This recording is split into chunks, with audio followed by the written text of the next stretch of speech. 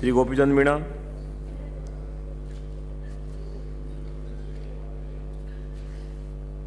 सभापति महोदय, मुझे मांग संख्या 30 और 31 पर बोलने का मौका दिया, जिसके लिए मैं आपको धन्यवाद देता हूं। 32 पर। और मैं जिन सदस्य महानुभावों ने जो बातें रखी है जिसके बारे में मैं जिक्र नहीं करूंगा, लेकिन मैं जितनी मेरे हिसाब से जो बात कह रहा हूं, मैं आपके मार्फत, सभापति के मार्फत हमारे मंत्री जी के तक पहुंचाना चाहते हूं। अभी हमारे अमृत जी भाई साहब ने बताया थे 6 मंत्री हमारे अभी इस राजस्थान सरकार के अंदर जनजाति के बने हैं। मैं इनके लिए कहना चाहूँगा कि आपने जो भी विकास किया भी होगा, नहीं भी किया होगा, मैं जिक्र नहीं करूँगा, लेकिन एक बात कह रहा हूँ, हमारे देश के पूर्व प्रधानमंत्री जी अटल बिहारी जी वाजपेयी जी ने जनजाति विभाग का एक मंत्रालय खोल करके इस जनजाति के लोगों को ऊपर उठाने का काम किया है। इसके लिए मैं उनको धन्यवाद दूंगा, लेकिन आपसे भी उम्मीद करता हूं इस जात को हम किस प्रकार से ऊपर उठाएं और इनको विकास की लाइन में कैसे जोड़ सकें, ऐसा भाव भी आपके मन में हमेशा बनता रहे। मैं इस अवसर पर यह भी कहूँगा, वर्तमान के हमारे प्रधानमंत्री जी अभी एक योजना लागू की है, प्रधानमंत्री जनजाति 2TD आदर्श ग्राम योजना के अंतर्गत एक रेवेन्यू विलेज को 22 लाख रुपया अभी पहुंचाने का काम किया है। वो 5 साल तक 22 लाख रुपया उस रेवेन्यू विलेज में आएगा, जिसके बारे में मैं मंत्री जी से चाहूँगा कि मंत्री जी ये पैसा जो है आप कोई सक्षम अधिकारी, चाहे हमारा SDO हो सकता है, कलेक्टर हो सकता है, हमारा CO हो सकता है, इनके नेतृत्व के अंदर इस पैसों को खर्च कराया जाएगा तो हमारे पंचायतों के अंदर विकास होगा, क्योंकि इन पैसों का बंदरबाट नहीं हो जाए, ये विशेषकर आपको ध्यान रखने की आवश्यकता है, ताकि हमारे क्षेत्र में इसका विकास हो सकता है। मैं इस अवसर पर ज़्यादा नहीं कहूँगा। अभी जितने भी हमारे जनजाति के विधायक सब बोल रहे थे, चाहे किसी भी दल के हो, वो कहीं के आपको आरोपित कर रहे, मैं आपसे गुजारिश करना चाहता हूं, यदि आपने हमारे परामर्श धावित्री परिषद की एक भी बैठक बुला करके हमारे सभी MLO की आपने कौन कौन सी डिमांड है, क्या क्या काम करना चाहिए, ये काम आपने किया होता तो आपके ऊपर ये अंगुली नहीं उड़ती। मैं हमेशा पिछले समय में भी कहता आया कि मंत्री जी आप हमारे परामर्श धावित्री परिषद की बैठक बुलाए, जिसमें क्षेत्र के जितने भी विधायक हैं वो सभी अपनी अपनी बात आपके सामने रख सकें और वो बात जो है हमारे उच्च अधिकारी तक जाए, ताकि क्षेत्र का विकास हमको किस प्रकार से करना चाहिए, ये आपने आज तक नहीं किया। ये आपकी भारी भूल है, जिसके बारे में हमारे विधायक सब आपके खिलाफ बोलते हैं। बाकी आप काम कर रहे हैं, मैं इसके बारे में नहीं कहूँगा, लेकिन ये ज़रूर कमी रही है। मैं चाहूँगा क्षेत्र के विकास में हमारे सभी विधायकों ने कहा है, हमारा चाहे हॉस्टल हो, चाहे हमारी स्कूल हो, चाहे हमारी माँ बाड़ी हो, इनके अंदर जो भी आप अभी पोषाहार जो वितरण किया जा रहा है, जिसमें आपको विशेष ध्यान रखने की आवश्यकता है, क्योंकि पोषाहार सही ढंग से धरातल पर वितरण नहीं होता होगा।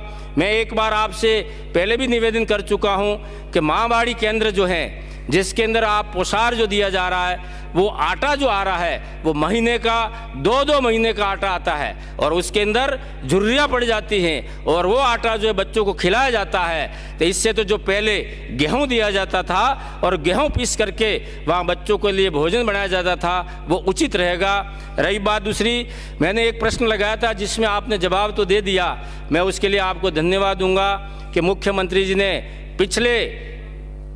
21 के अंदर भी 250 माँ बाड़ियाँ दी थी और इस वर्ष भी 250 माँ बाड़ियों का प्रावधान रखा है। मैं आपसे उम्मीद करता हूँ इनको 250 से बढ़ा करके भी जो भी आपके नियम में आता हो और बढ़ा करके जनजाति क्षेत्र में माँ बाड़ी केंद्र खोलने का काम कराएं। रही बात दूसरी, 1000 माँ बाड़ी केंद्र पूर्ववर्ती सरकार वसुंधरा जी ने खोले थे, उन माँ बाड़ी को आप डे केयर में कराया जाए, जिससे हमारे क्षेत्र के अंदर जितने भी ऐसे बेरोजगार लोग बैठे हैं, जिनको 1000 लोगों को उन केंद्रों में लग करके शिक्षा सहयोगी के रूप में उनको भी एक रोजगार उपलब्ध होगा। ये काम भी आप करना चाहें कर सकते हैं। मैं इस अवसर पर यह भी कहूँगा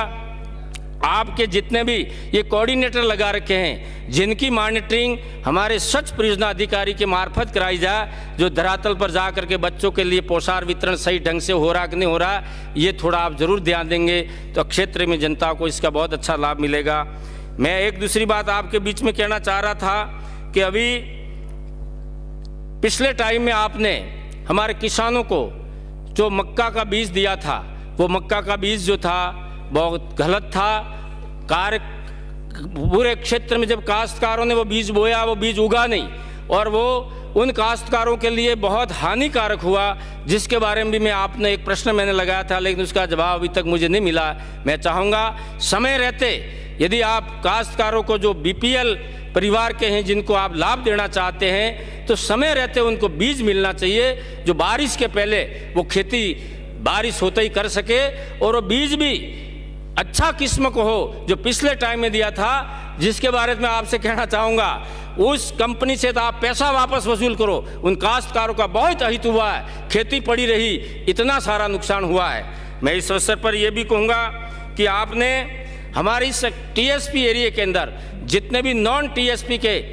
अध्यापक हैं और भी कर्मचारी हैं, जिनको आप नॉन टीएसपी में भेजेंगे तो टीएसपी एरिया के अंदर सारी जगह खाली होंगे, तो हमारे क्षेत्र के जो भी युवक युवती पढ़े लिखे हैं, जिनको नौकरी का अवसर मिलेगा। ये हम आपसे कई बार निवेदन किया है। मैं इस अवसर पर हमारे जितने भी सदन के जनजाति टीएसपी एरिया के विधायक हैं, जिनसे भी मैं प्रार्थना करता हूं, इस बात को अपन सब मिल करके, चाहे हमारे मुख्यमंत्री जी से मिलना पड़े, चाहे हमारे राज्यपाल महोदय से भी मिलना पड़े, मिल करके इस काम को कराएंगे तो हमारे क्षेत्र में नौकरी का अवसर मिलेगा। मैं ज़्यादा नहीं कहूँगा, मेरे पास में समय मात्र 8 मिनट का है, लेकिन मैं चाहता हूँ कि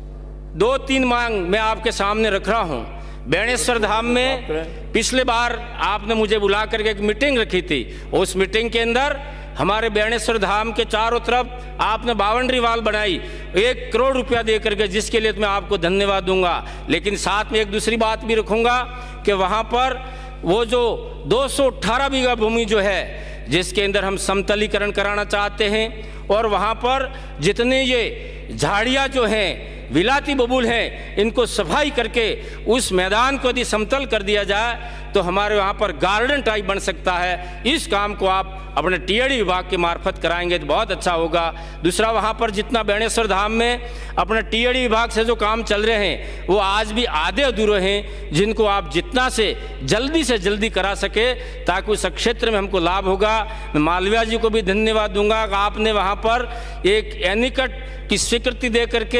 एक आपके प्रयास से पुल बन रहा है, जिसके लिए आपको मैं धन्यवाद दूंगा। लेकिन एक बात दूसरी बताइए, मैंने उस काम को भी मेरे करना, मैं बार बार आपको नहीं कहूँगा, ये बात कहता हुआ एक दूसरी बात और बता रहा हूँ कि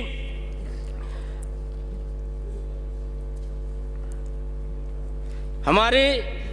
पिछले मंत्री महोदय जब नंदलाल जी मीणा साहब थे, उस टाइम एक योजना चलाई थी। वो योजना क्या थी कि बीपीएल परिवार के जो